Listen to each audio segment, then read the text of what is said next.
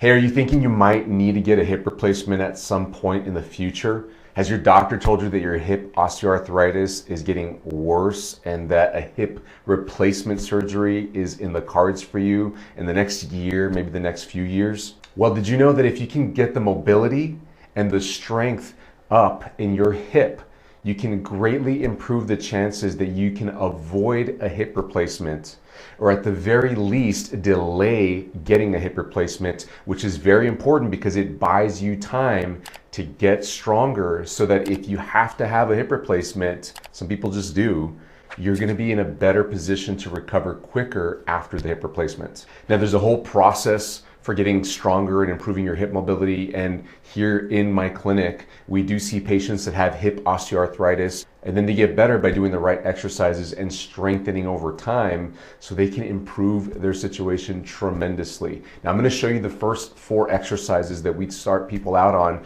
when they're coming into our clinic, and they're more moderate to severe in their hip osteoarthritis. And they've usually been told at this point that you're going to need a hip replacement soon, and they're working to improve their situation and hopefully avoid a hip replacement altogether. So the first exercise is you have got to become obsessed, and I mean obsessed, with hip fidgeting.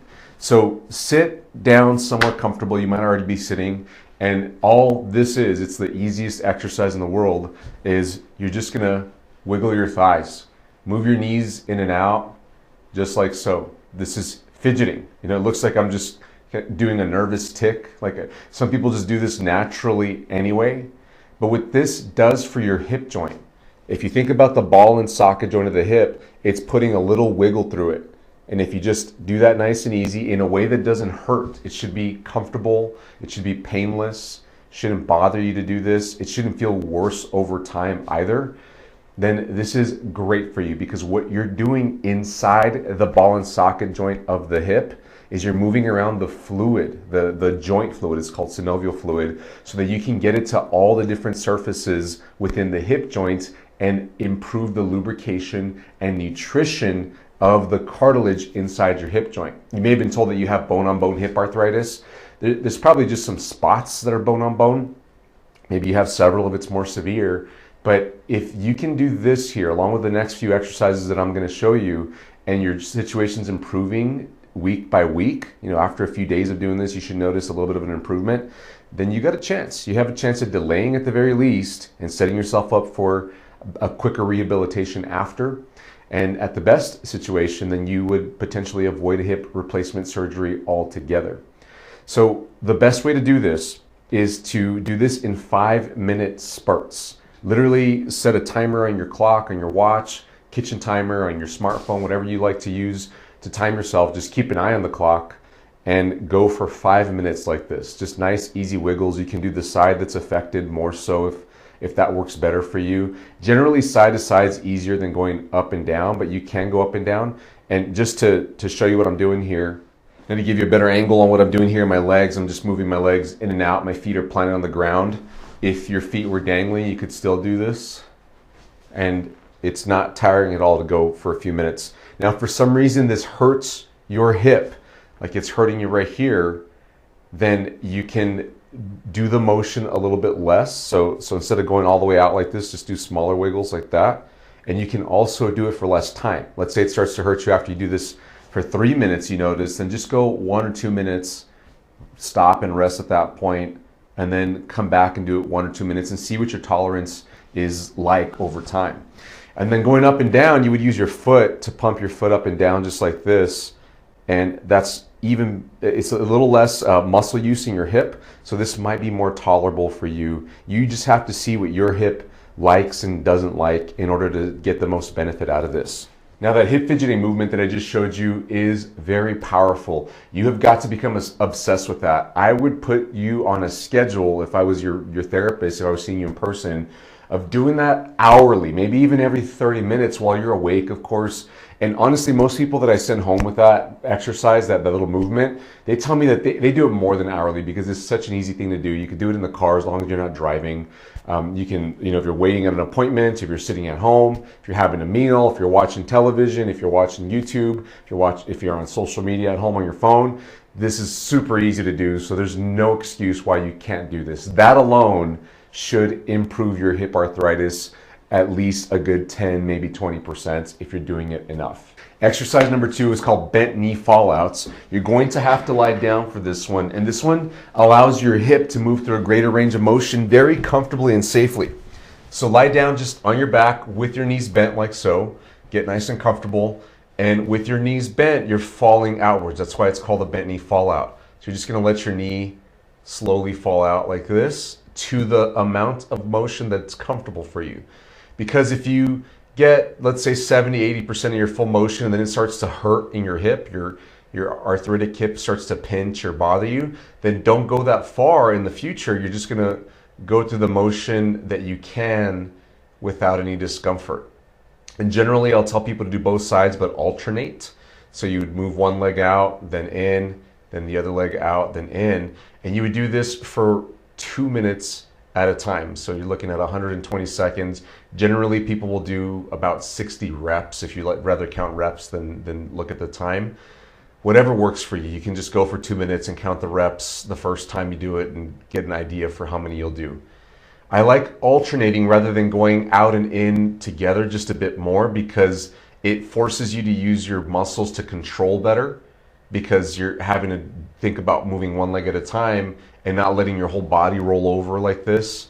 You don't want to do that because now it becomes more of a back movement than a hip movement. You need to try to isolate the hip movement a bit more. And what you'll find usually as you keep going in this exercise is that the motion that was painful starts to decrease. In other words, if you went 70% out and you felt hip pain the first few reps that you did this, the third, fourth time in the day that you do this, you might say, hey, I can go a little bit farther. I'm like at 80, maybe 90% of my motion compared to when I first did this, especially in the morning when people tend to be stiffest with hip arthritis. So you want to do this also hourly throughout the day, but I admit that this is a little more challenging to do hourly because you have to lie down. So I would do as best as you can. I would shoot to do 10 rounds of this throughout the day. And it generally isn't too difficult to do this, so people will be okay. The main difficulty people have is getting up and down from the floor. So if it's just not easy for you to go to your bed or a couch, basically if you're not at home, then you might skip this one in the day, but you could still fidget. You could still do the first exercise. But this exercise is a little more thorough than the fidgeting exercise because the fidgeting exercise is small movement. This one's big movements. However, the fidgeting exercise, the frequency of that is really important to circulate the fluid inside your hip joints. This one, frequency is also important, but the focus, the intent is to work through your full available pain-free range of motion. So it's a little different intent. Now the third exercise is glute squeezes. This is critically important because part of the root problem that sets up hip osteoarthritis, which is what leads to getting a hip replacement, is glute muscle weakness. And just so I'm clear here, the glute muscles are the butt muscles, the muscles that are on the back of your hip right here. These tend to be very weak. Whenever I see my patients here that have hip arthritis, they tend to have little to no butt muscles. And even for women that are more curvy and voluptuous that have bigger hips, they may appear to have bigger muscles back there, but when we muscle test them, they're very weak and they're not using them very well. So part of getting the hips healthier for the long term, so that you might delay a hip replacement and possibly even avoid it completely, is you have got to get bigger glute muscles. You've got to get stronger glute muscles and use them more frequently throughout the day in the appropriate way. So the best way to start is by simply tightening up your glute muscles while avoiding tightening up all your thigh muscles. So it seems easy, but you got to put some thought into this. So just find somewhere comfortable to sit, and then you're going to tighten your glute muscles. And you should feel like your whole body lifts up a bit, just like I'm doing right there, because the muscles squeeze and they tighten up and thicken under your bottom here, or in your bottom.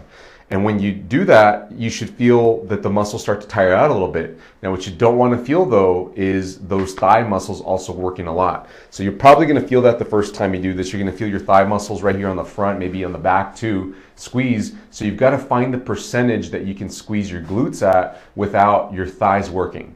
So if I went 100% right there, I can feel my thighs kind of wanting to work. So now I'm going to back off and just go like 50%. Now I can go 70, 80. I'm at about 90 right here, and my legs are just on the verge of wanting to work. So I'm gonna hold it right here for 10 seconds. It's very important that you hold it for 10 seconds. After 10 seconds, you can relax, and then you gotta repeat this 10 times. So squeeze the glutes, not too hard that your thigh muscles are working. After squeezing it, then relax. And that's 2. I'm not going to do all 10 right here, but you get the idea. You're squeezing your glutes, holding it for 10 seconds, and then relax. Now, this glute squeezing exercise, key. It's more of a training thing, not a strengthening thing at this point. You're trying to train your glutes to work apart from your thigh muscles, because in future exercises that you'll have to do to get your glutes stronger, you have to be able to isolate those glutes, and having that conscious control over your butt muscles is really important, so that when you go do the more aggressive exercises that are going to strengthen your glutes, you're not incidentally working out your thigh muscles too.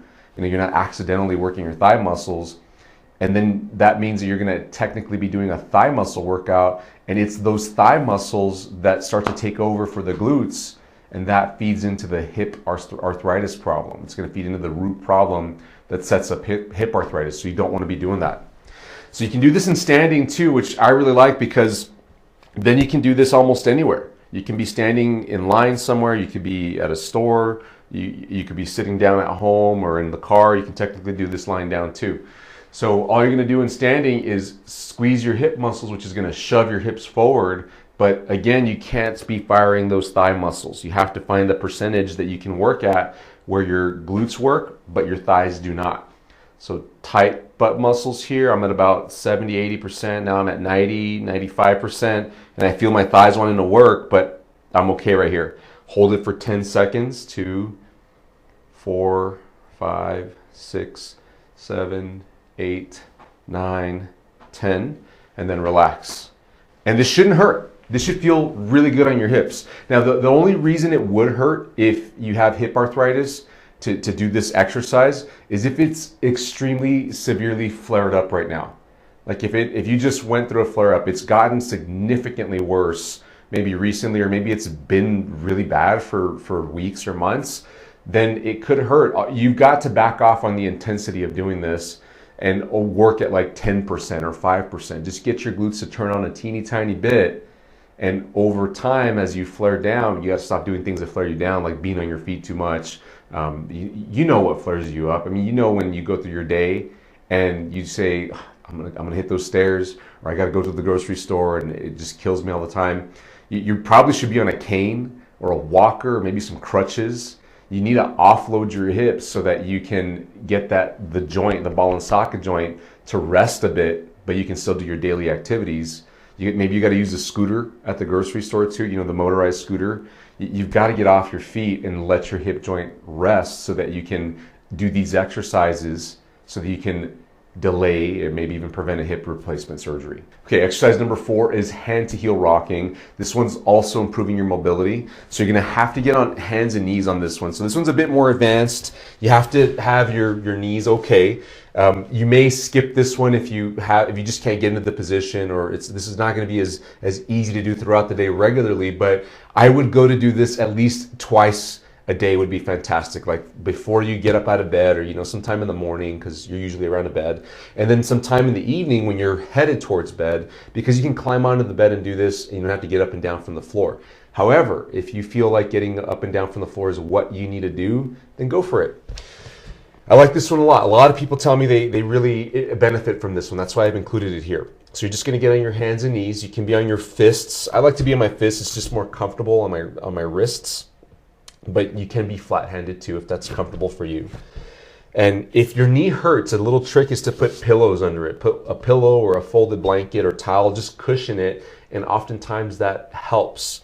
If your knee is stiff, then you're going to have trouble with this exercise. You may skip it and focus on the other ones. And all you're going to do on this is slowly and comfortably go back, just a comfortable amount, and then come back up. And do this for 1 minute. You might get in 20, 30 reps, maybe 40 if you go a bit faster. But the point here is not to go fast, it's to improve your mobility in your hips.